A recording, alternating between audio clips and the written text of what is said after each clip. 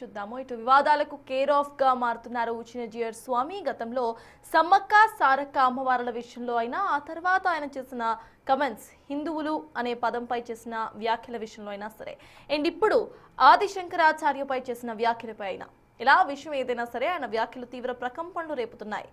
ఆయన అసలు ఏమన్నారో ఇప్పుడు చూద్దాం. పెట్టుకుంటే ఇప్పుడు ఆ పేరు ఎందుకు వచ్చింది? ఎవడో పెట్టాడు ఒకడు.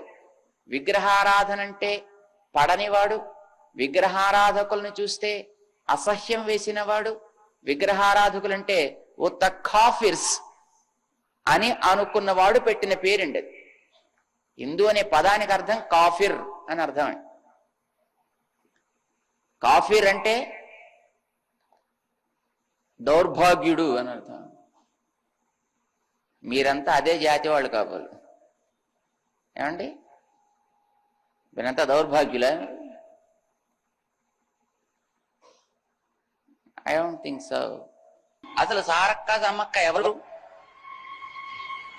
పోనీ అదే దేవతల, అక్కడ బ్రహ్మలోకంలో దిగి వచ్చిన వాళ్ళ? ఏమిటి చరిత్ర? అదేదో ఒక అడవి దేవత, ఏదో ఒక గ్రామ దేవత. సరే చేసుకొని అక్కడ ఉండేవాళ్ళు, చదువుకున్న వాళ్ళు, పెద్ద పెద్ద వ్యాపారస్తులు. ఆ పేరు బ్యాంకులు పెట్టేశారండి. తర్వాత ఇప్పుడు that became a business now. అన్యాయం చూశారండి. అది ఒక చెడు. శంకరాచార్యుల వారు ఏర్పాటు చేయలా. శంకరాచార్యుల వారు 32 ఏళ్ల వయస్సులో ఉత్తర భారతానికి వెళ్ళారు, హిమాలయాల్లోకి. తిరిగి వచ్చిన చరిత్ర లేదు. అంచేత మళ్ళీ ఆయన వచ్చి మఠాలను ఏర్పాటు చేయడం అనేటటువంటిది, that's not the right story. సుమతానికి ఈ వ్యాఖ్యలపైనే ఇప్పుడు తీవ్రమైన వివాదం చెలరేగుతోంది. ఆదిశంకరాచార్యులపై ఆయన చేసిన ఈ కమెంట్స్ ఏవైతే ఉన్నాయో అవి అగ్గి రాజేస్తుందని చెప్పాలి. మరోవైపు పరిపూర్ణానంద స్వామి అయితే రామాంజనాచార్యులు అసలు ఆచార్యులే కాదంటూ మరో స్టేట్మెంట్ ఇచ్చేస్తారు. సో దీనికి సంబంధించి మాట్లాడదాం. సార్, ఇటు చిన్నజీయర్ స్వామి చేస్తున్న ఈ వ్యాఖ్యలను మనం ఎలా చూడొచ్చంటారు? అంటే ఇది రీసెంట్గా కాదు, ఆయన కొన్ని ఇయర్స్ నుండి ఇటువంటి స్టేట్మెంట్స్ పాస్ చేస్తూ ఉన్నారు. సో ఈ స్టేట్మెంట్స్ పై మీ అభిప్రాయం ఏంటి సార్? నేనేమి తత్వవేత్తన కాదు, నేనేమి మత ధర్మం పైన అథారిటీ కాదు. అందువల్ల I'm not the suitable person to comment. అంటే ఆదిశంకరాచార్యుల వారు నారాయణ పరతత్వాన్ని బోధించాడు, ఆయన 4 మఠాలు ఏర్పాటు చేయలేదు. ఇవన్నీ చిన్నజీయర్ వాదన. సమ్మక్క సారక్క దేవతే కాదు, అసలు హిందూ అంటే ఆ దౌర్భాగ్యుడు, కాఫీరు.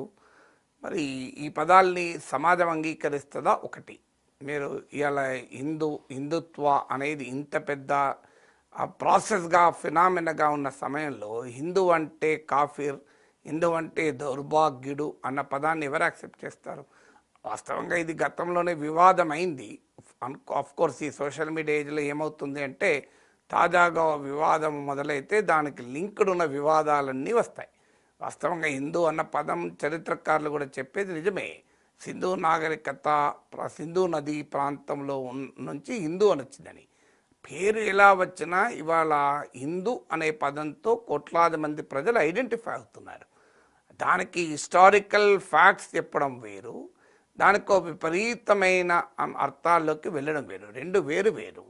సో దానికి కారణాలు ఏదైనా, పేరు ఎందుకు వచ్చింది అన్న దానికన్నా ఇవాళ ప్రజలు ఆ పేరుతో, ఆ భావనతో పిలుచుకుంటున్నారా లేదా అనేది, దానివల్ల ఎలాంటి నష్టము లేనప్పుడు అభ్యంతరాలు చెప్పాల్సిన అవసరం ఉందని నేను అనుకోను. సవినయంగా చిన్నజీయర్ స్వామి వ్యాఖ్యలతో అంగీకరించలేని ఎందుకు అంటే, let us not make such controversies అని. ఇలాంటి వివాదాలు అవసరమా అనేది నా క్వశ్చన్. ఇక ఆదిశంకరాచార్యుల వారు ఏ పాత్ర పోషించారు? ఆదిశంకరాచార్యుల వారు, రామానుజాచార్యుల వారు ఇద్దరు భారతీయ తాత్విక విజ్ఞాన సంపదకు ఒక మారుపేరు. They are the great symbols of, great protagonist, great proponents of Indian philosophical tradition. భారతీయ తాత్విక చింతనకు ఒక గొప్ప కంట్రిబ్యూషన్ చేశారు. ఆ మాటకొస్తే మానవాళి తాత్విక విజ్ఞానానికి, తాత్విక పరిజ్ఞానానికి, తాత్విక వారసత్వానికి ఒక గొప్ప కంట్రిబ్యూషన్ చేశారు. They are the two great Indian philosophers. వాళ్ళు ఏ కాలంలో, నాకు గుర్తున్నంత వరకు ఆదిశంకరాచార్యులు మోర్ దెన్ 1200 years ముందు. అప్పుడు మనము అలాంటి వారు ఏ రకమైన కంట్రిబ్యూషన్ చేశాడు, అసలు భారతీయత, భారతీయ సాత్విక ఆలోచన, భారతీయ తాత్విక వారసత్వం, ఇండియాస్ ఫిలసఫికల్ ట్రెడిషన్, ఇండియాస్ ఫిలసఫికల్ హెరిటేజ్ ముక్క చెక్కలై ఉన్న సమయంలో ఆ దేశములో ఉన్న భిన్నమైనటువంటి ఆధ్యాత్మిక భావాల మధ్య ఒక ఏకీకరణ సాధించినటువంటి మహనీయుడు ఆదిశంకరాచార్యులు. సో ఆయన ఆదిశంకరాచార్యుల అద్వైత సిద్ధాంతం ద్వారా ఒక దేశంలో ముక్క చెక్కలైనటువంటి సాంప్రదాయాన్ని, తాత్విక చింతల్ని ఏకం చేశాడు. వీళ్ళు ఆదిశంకరాచార్యుడు చెప్పిన ప్రతి అంశంతో అందరూ అంగీకరించాలని నేనేం చెప్పడం లేదు, కానీ హిస్టారికల్గా, ఫిలసఫికల్గా ఆదిశంకరాచార్యుల వారు పోషించినటువంటి పాత్రను మనం విస్మరించలేము. ఇక రామానుజాచార్యుల వారు భారతీయ తాత్విక చింతనను ప్రజలందరికీ చేరువ చేసినటువంటి ఒక సమతామూర్తి. అందుకే మీకు చిన్నజీయర్ స్వామి గారు కూడా దాన్ని సమతామూర్తి అని పేరు పెట్టుకుంటున్నారు. రామానుజాచార్యుల వారు ఏమన్నారు, ఆయన గురువు గారు నారాయణ మంత్రాన్ని బోధించి, ఇది నువ్వు ఎవరికైనా చెబితే నరకానికి పోతావు, ఇది గురుముఖం ద్వారా మాత్రమే, గురువు ద్వారా మాత్రమే వినాలి, ఎవరికి చెప్పొద్దు అంటే ఊర్లోకి వెళ్ళి అందరినీ పిలిచి చెప్తాడు. అదేంటయ్యా, నీకు చెప్పాను కదా నువ్వు నరకానికి పోతావని. అందరికి ఎందుకు చెప్తానంటే వాళ్ళందరూ వైకుంఠానికి పోతారు కనుక నేను నరకానికి పోయినా మంచిదే అన్నాడు. అంత గొప్ప సమతా దృక్పథాన్ని ప్రబోధించిన మహనీయులు రామానుజాచార్యులు. అంటే ఆదిశంకరాచార్యులేమో ముక్క చెక్కలైన భారతీయ తాత్విక ఆధ్యాత్మిక సంపదను కన్సాలిడేట్ చేస్తే, మీకు రామానుజాచార్యులేమో సామాన్యుడికి దాన్ని చేరువ చేసిన భక్తి ఉద్యమ ఆద్యుల్లో ఒకరు. అందువల్ల వారికి ఉండే హిస్టారికల్ రోల్ను మనం గుర్తించాలి, వాళ్ళకు ఉన్న ఫిలాసఫికల్ రోల్ గుర్తించాలి. ఎందుకంటే భారతీయత అనేది, భారతీయ తాత్విక చింతన అనేది ఒకే రకమైన స్ట్రీమ్ కాదు. ఆ మాటకొస్తే హిందూ మతమే ఒక రకమైన స్ట్రీమ్ కాదు. సర్వేపల్లి రాధాకృష్ణన్ హిందూ మతం పైన ఒక గొప్ప అథారిటీ ఆయన ఏమంటాడు, ఇది టెపిస్ట్రీ ఆఫ్ ఫేత్స్ అంటాడు. అనేక విశ్వాసాల సమాహారం. ప్రజలు అనేక రూపాల్లో దైవాన్ని కొలుస్తుంటారు. సమ్మక్క సారక్క అందులో ఒక రూపం.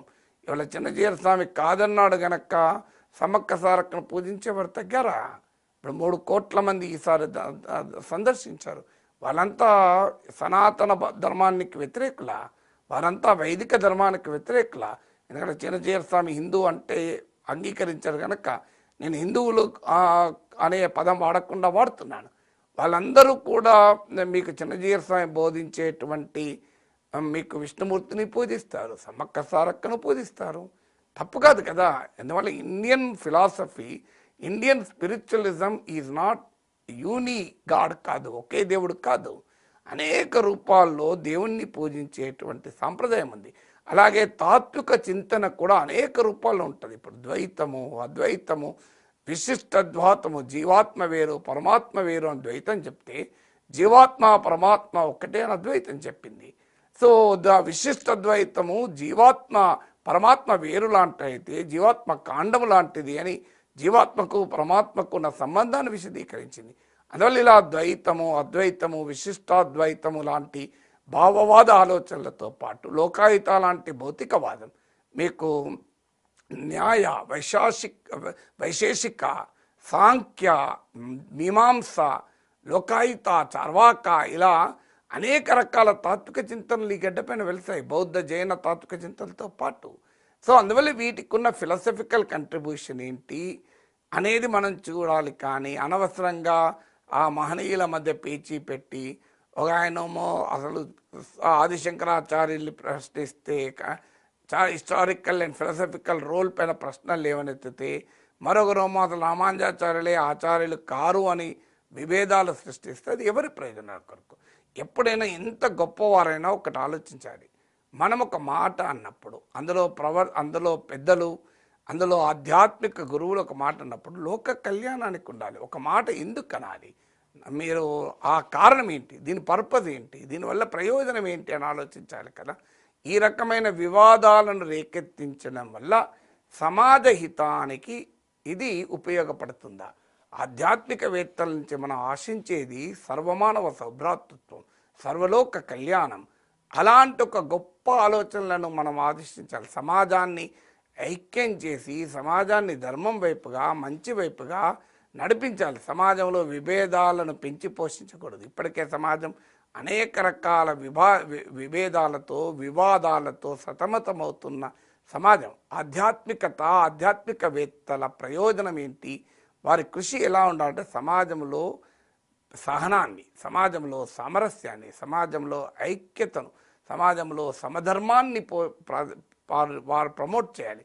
ఇలా మన విభేదాలను తెచ్చుకోగలిగితే అది దేశహితానికి తోడ్పడదు. అందులో భారతీయతకు ఉండేటువంటి స్వభావం రీత్యా ఆధిపత్యం మంచిది కాదు. ఫిలాసఫీస్ అనేకం ఉండొచ్చు. నా ఫిలాసఫీ గొప్పది అని ఒక ఆలోచన ఎప్పుడైతే మొదలవుతుందో అది సమస్యలు తెస్తుంది. సో ఎవరిపైన ఆధిపత్యం చెలాయించకూడదు. ఈశాోపనిషత్తులో చెప్తారు, ఒక జీవరాశి పైన మరో జీవరాశి ఆధిపత్యం చెలాయించకూడదని. ఒక తాత్విక చింతన మరో తాత్విక చింతన పైన ఆధిపత్యం కోరుకోకూడదు. దాని మధ్య ఇంటరాక్షన్ ఉండాలి. ఆ రెండు భిన్నమైన తాత్విక చింతనలు మరొక గొప్ప తాత్విక చింతనకు రూపకల్పన ఇవ్వాలి. తత్వవేత్త అంటాడు, philosophers have interpreted the world in many ways but the thing is to change it అంటాడు. తత్వవేత్తలు ప్రపంచాన్ని పరిపరి విధాలు నిర్వచించారు, కానీ కావలసింది దాన్ని మార్చడం అంటాడు.